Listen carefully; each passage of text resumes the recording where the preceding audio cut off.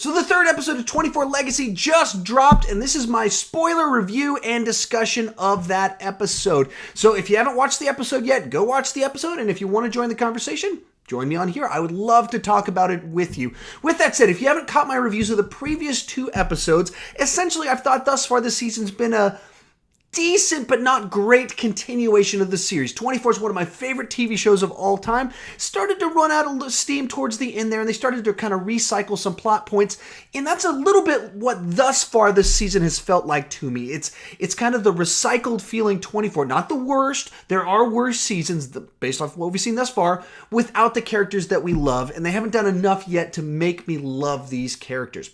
That's my view kind of up to this point. I thought this episode was a step in the right direction for the show. With that, let's just kind of talk about the different plot lines. First off, we got our main character, Eric Carter. He starts off at a police station very quickly. He moves out of the hostage situation and starts working with CTU. It's a pretty 24-esque type plot for the last minute phone call to come in and all is kind of cleared the air. Even though he's been holding police officers hostage, there was almost a gigantic shootout. He used bombs inside of a police station, but one phone call, hey, go ahead and we can let him go. It's all good.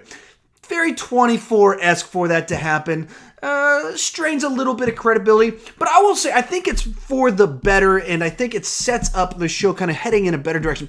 So essentially, I think one of the problems I've had with the show thus far, and especially with the main Eric Carter storyline, is we've never seen Normal at CTU, and I haven't seen Normal in his life. He does not work at CTU. He just knows someone that used to work at CTU. Rebecca Ingram's, the senator's wife, doesn't even work there anymore. There's kind of a new guy coming in, so we haven't seen Normal CTU.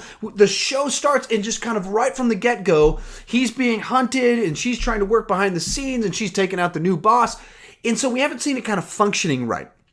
And there aren't really pre-existing relationships with some of the main characters the way there were in like the original show 24. There are connections, but there aren't as strong of connections. Whereas in season 1 of 24 starts with Jack Bauer, the original series, and Jack Bauer's the head of CTU, and so he knows everyone at CTU, and we see him, there's a little bit of interactions, things start off fairly normal, and there's a threat called in, and so then there's a point of reference when he goes rogue to understand him going rogue and what that looks like and what he's kind of putting on the line and why he's doing it. But even then, it takes a little while for that to get going.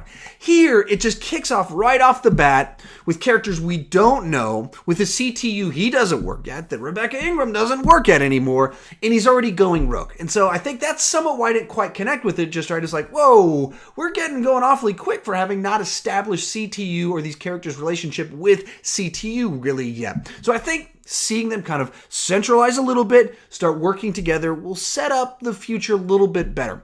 Then this storyline kind of gets put on pause for most of the episode, and we see all the other stuff, and then we come back to it in the last 10 minutes, where he trades off the money with his former partners, a little bit cuckoo. Shootout breaks out because apparently the terrorists have been following Crazy Man. I think that's the implication. They're following Crazy Man and not CTU guys. Shootout breaks out.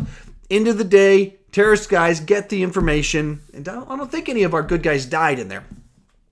So with all that said, pretty 24 type situations once again, that there's a double cross, people follow them, bad guys get away with it. Kind of has to happen to set up the rest of the season overall, but I think it sets up a good direction for the actual hunt for the terrorist, where we're not just hunting, or Eric Carter's not just going rogue doing stuff before we're even hunting the terrorists. I like where it's going a little bit more. I think it's a good way to establish things, strengthen our central core people and the relationships there, to connect with us with them, to relate to them a little bit more. I will say, as one kind of last thought on Eric Carter, is that I don't feel thus far they've established him as strong enough charismatic lead yet. And I don't mean that as a knock on his acting ability so much as the character himself. They just haven't given us enough for me to like him yet. He's just the guy that's the lead guy that we're following. He's the guy that's the best at shooting people and beating people up. They've established a backstory why he can do that.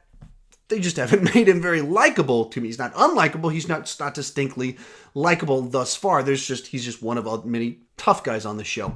And In this final 5 minutes of this, he gets pistol whipped by a guy that was an Army Ranger, and then he gets run over by a car. Now, the show's got to go on for several more hours.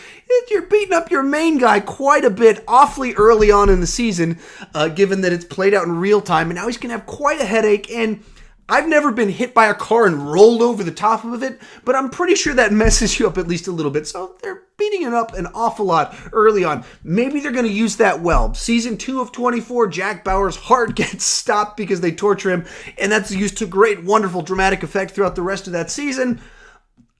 Maybe they're going to have Eric limping for the rest of the episode because he just got run over by a car and pistol whip. With that, the other main storyline in the episode, or there's kind of two other main ones going on, but one of them is with Senator Ingram's campaign manager is accused of being the one that gave away the identifications, the locations of the team of Rangers.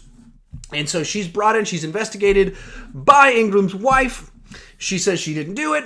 Starts trying to use evidence. Through this, it's revealed it's actually Senator Ingram's dad, who is kind of the mingling mastermind guy working stuff. Those are normally some of my favorite 24 plot lines. I love kind of these Illuminati, the guys that are trying to be the dark government and manipulate the systems. I hope that's where this is going. Most of the time, I like those storylines, so I kind of liked that twist where you go, oh, okay, I like that. I like where this is headed. Hopefully it works out nicely. So, like the twist, like kind of the way that's working. That's all I really have to say about that. Good job. Then from there, the other kind of main storyline going on is the teacher-student terrorist operation. Last episode, they killed a guy that figured out what they were doing. This episode turns out he's not very dead. So he runs off. They have to chase him. He passes the guy that's hit on the head, passes out by a soccer field. So before they're able to drag him away, other students see him. He's taken off in an ambulance, and our terrorist teenager decides, I'm going to jump in the ambulance to kill him along the way. So thus far, this is the weakest of the storylines for me, of the main storylines, by quite a bit. If you beat a guy over the head, they think he's dead, you normally check the pulse, or if there's not an enormous amount of blood just pouring out of his head, he's probably not dead. There's a number, you normally notice breathing. There's any number of things that you would have noticed that would make, because it happened about 30 minutes into the episode, 20 minutes into the episode that he runs off. This means he's been laying on the floor for 20, 25, 30 minutes since that event happened in the previous episode. So the idea that they didn't pick up on the fact that there's not enormous amounts of blood, that he's still kind of breathing, strains plausibility a little bit. Maybe there's a little bit something I missed, but they should have bound his hands if they thought he was alive. They thought he was dead. All the things they were trying to do strains credibility a good bit. And so the storyline doesn't quite work for me. Beyond that, there's a couple other things going on. Carter's wife is still at the brother-in-law's house. She's suspicious of the girlfriend of the brother-in-law. And once again, very kind of typical 24 plotline where there's kind of the side story, and of course something evil has to be going on there as well. There has to be extra tension everywhere. They hinted at a plot line with one of the analysts at CTU, and one other small little side line we talked about here where he's got a spat with a former lover that's been cut off. And it's just kind of, once again, little storylines where they just have to have the tension. There always has to be that day something awkward is happening. Not always the strongest elements of 24, and that's typically kind of the biggest criticisms of each season. At the end of the day, you go, oh man, like we'll probably look at this season and go, oh, where they went with Carter, they really actually did come up with a great character to replace Jack Bauer, and where they went with it, doing some different things with them while having the same format. That'll probably work out nice. I'll probably end up being like Senator Ingram. That worked out really nicely. And I'll be like, why did they have to have that whole subplot with the wife, with the brother, and the girlfriend, and the girlfriend's up to no good, and so then eventually she's gonna leak in from it. Something's gonna happen, and it's just stretches things out. It's like what they did with Kim Bauer for like the first 3 seasons of 24. She was one of the main cast, so she had to be around, so she kept ending up in places, and she had plot lines where the evil girlfriend was jealous, like in Rats Her House. It's strange plausibility. It's extra stuff that doesn't need to be there, that doesn't tie in. So anyway, I'm pretty excited. I'm looking forward to when the plot lines kind of converge a little bit more, come together, and our terrorist cell of the high school student and the teacher ties into the plot more so than, oops, we killed the student. Uh-oh, he's not dead. He got away. I'm going to kill him on an ambulance.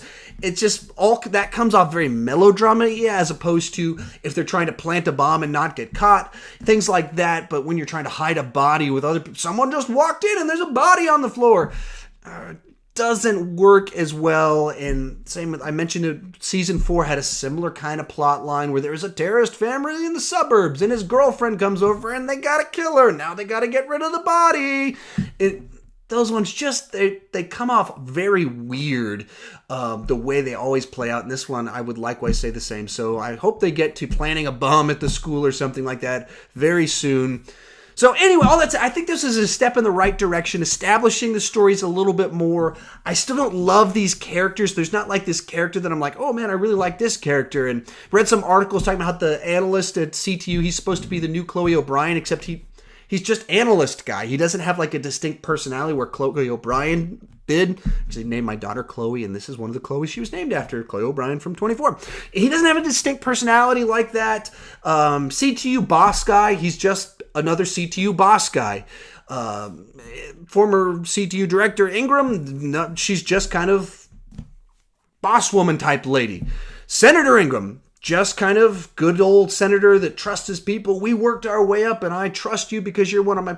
He's just kind of like that. So our characters thus far, they just don't pop. And once again, our lead guy, Carter, he's good at beating people up. It's kind of interesting, this idea that he has a bloodlust to him, that he's not functioning well in society because he belongs, but in kind of war type stuff. But they haven't made him all that interesting personality wise. He's just a serious guy that can shoot and beat people up. Anyway, step in the right direction. I think I'm going to keep doing these week to week because, like I said, 24 is one of my favorite shows. I want to love 24 Legacy. It's decent enough entertainment. It's not pulling me in the way I want it. How about you? What did you think about this episode of 24? Tell me in the comment section what you think about it. Is this a step in the right direction or do you think it was a step backwards? Let's talk about it because I don't want to just talk about 24. I want to talk about 24 with you, and thank you for watching.